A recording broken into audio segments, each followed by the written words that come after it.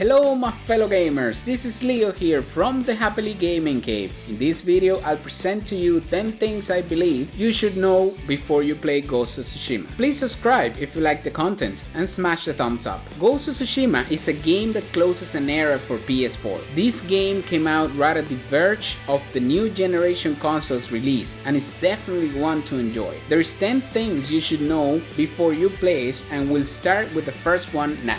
Insane autosave system. I know that for many gamers this sounds like a great thing, right? Not having to worry about saving your progress every few minutes or every time you think about it. But unfortunately it can work both ways and at times can be quite annoying. You see, if there is a particular part of the story you might want to do differently and kind of go back and try it again without having to replay the whole game up to that point, then you can't. But to avoid that, I recommend that before starting any story event that you think you might want to redo or simply replay for whatever reason, just make sure you manually save beforehand. Because in this game, once you start the sequence of events, that's it, you can't go back. Some games give you the option to reload before the major event, but not this one. Que será, será, whatever will be, will be. So remember to save when you have this thought in the back of your mind. I might want to do this again sometime, or even repeat it straight away. Handy horse.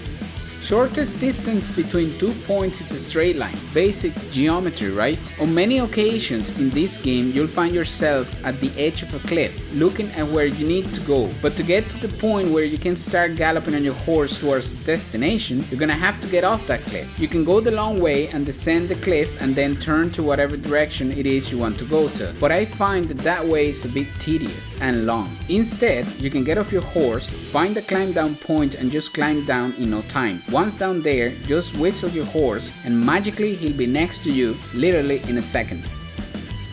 That way, you'll save yourself considerable time. Gather as many resources as you can. In some games, you get resources surplus. Sometimes you get more than half of what you'll actually need to improve your gear, or even stumble upon it without trying to find it. However, in this game, you'll need to look for them. You'll find the odd bag just lying around in some area the story is bringing you to, but in most instances, you have to go out of your way to get them. You'll need bamboo, you'll need wood, iron, steel, currency, pelts, and in order to get them, you need to explore buildings, climb rooftops, enter tents, and check the stables. These are places that the story will not compel you to check. You need to go and check them out in your own accord. You will definitely find the necessary resources to improve what you need and want, especially early in the game.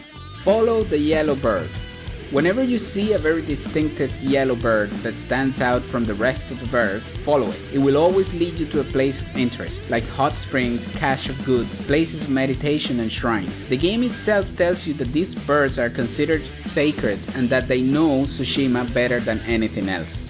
So follow every one of them and you'll avail of all the goodies they'll bring to you. Just be careful, sometimes they might go over a cliff and fly down. But just remember, they can fly, you can't. Take your time if you need to climb down. Those things are smart, they'll wait for you.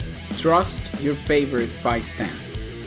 You have 4 available fight stances in this game: stone stance, wind stance, water stance, and moon stance. Now, even though each one of them has a particular advantage against a particular weapon, it is also true that almost no one really takes the time in mid-fight to switch stances. I mean, really? It's going to take away from your concentration if you do, and switching stances involves 2 buttons instead of 1, which makes it a bit harder. I recommend sticking to one stance as you're predetermined and have a second one as your backup. That way, you'll master one stance in full and have a second one for certain enemies you find annoying. My favorite one is the stone stance, which I combine with quick dodges and I found it to be lethal against almost everything. However, whenever I'm fighting a shielded enemy, I quickly switch to the water stance, which allows me to knock their shield guard down for a few seconds, and that's enough to do your worst. Once I'm done, then I go straight back to the stone stance. I know that by doing this you won't manage to master all of the stances, but you will definitely become a badass at one of them and you'll be spared the frustration of trying to switch back and forth between them in the middle of a heated fight.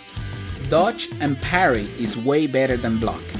Yeah, I know, it's a lot easier to block, but if you put a little bit of effort and time it right, then dodge and parry is so much better, guys. When you block, you won't have the same agility to strike back, whereas if you dodge and even better parry, my god, you'll be able to strike back like lightning. Even though blocking is effective when trying to avoid injury, it will cause a delay before you can attack again, which in fairness can be very frustrating. But if you practice, which unfortunately involves getting your ass kicked a couple of times, well, at least it was for me, then you'll be able to dodge, and dodging will enable your character to attack right after, and that, my friends, is crucial when you have several guys trying to kill you at the same time. But if you want to be bolder, then parry is your thing. I'll tell you this, even though I don't get it right all the time, parry is my favorite tactic. When you're fighting and you perfect parry, not only do you get that super cool slow motion effect, but you also get to kill your enemy with one blow. Well, most of the time anyways. But even if you don't perfect parry, you will still get about a second or two when your enemy is recovering, and that window is enough so you can bring them help. Beware of the bears.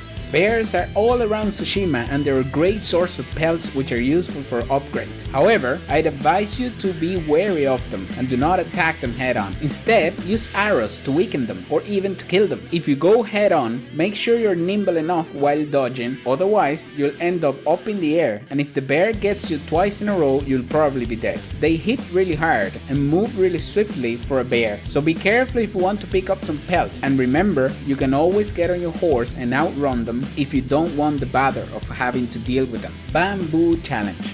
Whenever you see an assortment of bamboo sticks kind of like just there waiting for you, you should definitely go to it and do your bamboo challenge. There isn't really much to it, except to press the sequence of buttons it tells you before your sword reaches the last bamboo stick. The more sticks, the harder it gets, but give it a few tries, it is worth it. Each one of these challenges you complete will give you another determination counter, which translates into more special moves in a row, and more importantly, you also get more healing capacity. So make sure to get them all, or at least as many as you can. They are a fun mini game and the reward is worth it. Time your standoffs right.